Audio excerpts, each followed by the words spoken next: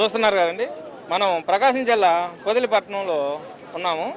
ఈరోజు పొగాకు రైతుల గురించి గిట్టుబాటు ధర కోసం మాజీ ముఖ్యమంత్రి వర్యులు వైఎస్ జగన్మోహన్ రెడ్డి గారు ఇవాళ పొదిలిపట్నానికి వస్తుంటే జనసందోహం రైతులు గిట్టుబాటు ధర కోసం స్వచ్ఛందంగా లక్షలాది మంది వస్తున్నారు.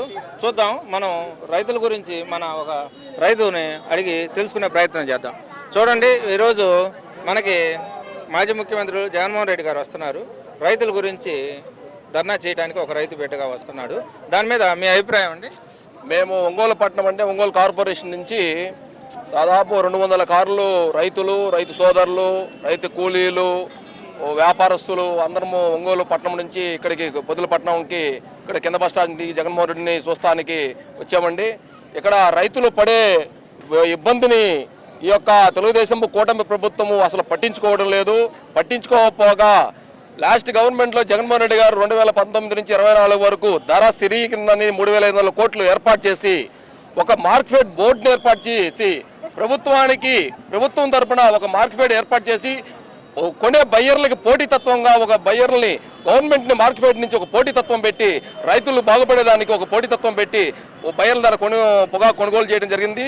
అదేవిధంగా 11,000 రూపాయల కందులు అమ్మితే ఈరోజు 6,000 రూపాయలకు కొనే నాదుడే లేడు. కొన్న కందులకి అకౌంట్లో డబ్బులు వేసే పరిస్థితి లేదు. రైతులు చాలా నానాగా ఇబ్బంది పడుతూ పురుగు మందు కొనుక్కోలేక, యూరియా కొనుక్కోలేక, రైతులు దుక్కులు దున్నుకోలేక మళ్ళీ సీజన్ వస్తుంది. ఇప్పుడు పొగాకు కొనలే, కందులు కొనలేదు, శనగలు కొనలేదు. రకరకాల రైతులు పండించిన పంటంతా ఇళ్లలో గోతంలో పెట్టుకుని ఇళ్లలో సాగు పెట్టుకున్నారు. ఇప్పుడు టీడీపీ ప్రభుత్వం, కూటమి ప్రభుత్వం అమరావతి మీద చూపించిన ప్రేమ రైతుల మీద ఎందుకు చూపించలేకపోతుంది? అమరావతి అంటే ఒక తన సామాజిక వర్గం, తన కులస్తులు, తన సామాజిక వరకే బతుకుదేరు వరకు చంద్రబాబు నాయుడు ఫస్ట్ రాజధాని నూజిబీడు అని చెప్పాడు, తర్వాత అంగోసైడ్ అని చెప్పాడు, తర్వాత అమరావతి ప్లేస్ తీసుకొచ్చాడు.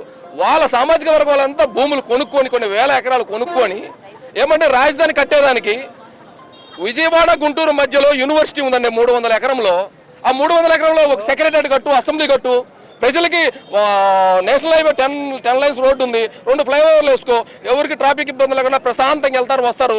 ఒక సెక్రటరీ కట్టు, అసెంబ్లీ కట్టుకో, శాసన మండలి కట్టుకో, ఇంకో చోట ఇంకోటి పెట్టు, ఇంకో చోట గ్రౌండ్ పెట్టు, ఇంకో చోట ఇంకో ఆఫీస్ పెట్టు. ఇంకో అన్ని జిల్లాల్లో బాగుపడాలి. కానీ ఒక్క కృష్ణా జిల్లా గుంటూరు బాగుపడితే రాష్ట్రం అంతా 11 జిల్లాల పరిస్థితి ఏంటండి? మొత్తం రాష్ట్రం మొత్తం బాగుపడాలి కదా. రాష్ట్రంలో ఉన్న ప్రజలంతా బాగుండాలి. అన్ని కులాలలో, అన్ని వర్గాలు అంతా కూడా మొత్తం ఒకే జాతి కదండి. జాతులు, కులాలు వివక్ష ఏంటి?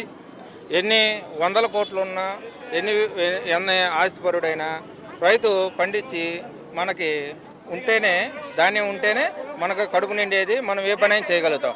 అయితే ఇన్ని వేల కోట్లు పెట్టి అమరావతి డబ్బులు ఖర్చు పెట్టి చేస్తున్నారు కదా, రైతుల కోసం, రైతులు మంచి చెడు కోసం ఈ కూటమి ప్రభుత్వం ఎందుకు ఆలోచించలేకపోతుంది? ఇప్పుడు చంద్రబాబు నాయుడు రైతులకి 20,000 ప్రతి సంవత్సరం 20,000 అకౌంట్లో వేస్తా ఉన్నాడు, పడతా ఉన్నాయి, తీసుకుంటున్నారు. పాపం వాళ్ళు మందులు తెచ్చుకుంటున్నారు, కొనుక్కుంటున్నారు, పంటలు పండిస్తున్నారు. చంద్రబాబు నాయుడు కొంటా ఉన్నాడు, ఎక్స్పోర్ట్ చేస్తా ఉన్నాడు. వేల కోట్లు మనకి $1 బిలియన్ వచ్చి పడతా ఉన్నాయి. ఆంధ్రప్రదేశ్ బాగుపడుతుందని చెప్తున్నాడు.